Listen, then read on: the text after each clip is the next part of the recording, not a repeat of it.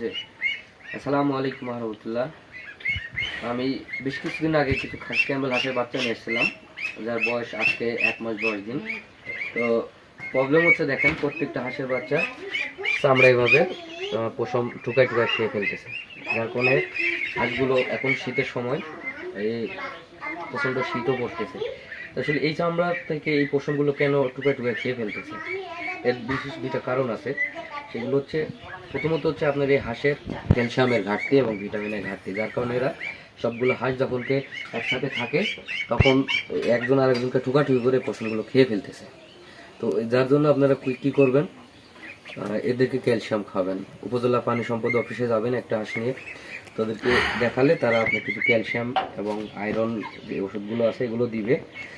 এগুলো খাওয়াবেন হচ্ছে নিয়ম অনুযায়ী। যে ক্যালসিয়ামগুলো দিবে এগুলো হচ্ছে আপনারা রাত্রে এবং সকালে খাবারের সাথে মিক্স করে দিবেন, পানির সাথে মিশিয়ে, খাবারের সাথে মিশিয়ে দিলে এই পশম যে টুকরা টুকরা খেয়ে ফেলে হাঁসের, হ্যাঁ, এগুলো আস্তে আস্তে বন্ধ হয়ে যাবে।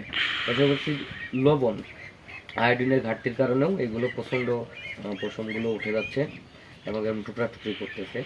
দুপুরবেলা খাবারের সাথে আপনারা যদি মোটামুটি পর্যাপ্ত পরিমাণ দিয়ে হচ্ছে আপনার 3 লিটার 4 লিটার পানিতে যদি আপনারা এই লবণ দেন, 30 গ্রাম থেকে 20-25 গ্রাম মতো লবণ দিয়ে যদি মিক্স করে খাওয়াতে পারেন, এই প্রবলেমগুলো থাকবে না।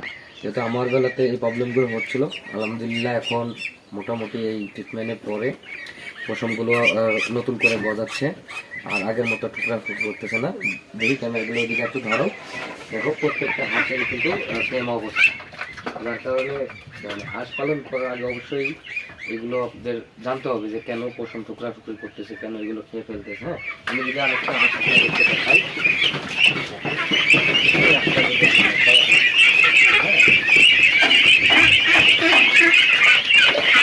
এটা যদি আপনাদের দেখো, দেখো এটারও কিছু সেম অবস্থা। চেষ্টা করবেন সবসময়। আর ভ্যাকসিন অবশ্যই করবেন। ভ্যাকসিন দ্বারা আপনার হাঁসকে বাঁচানো খুব মুশকিল বিষয় হয়ে যাবে। ভ্যাকসিন এগুলো একদিনে গেলে আপনার প্রতিদিনে ভ্যাকসিন করা আছে, প্রথম ডোজ 10 লাখ ভ্যাকসিন করা আছে।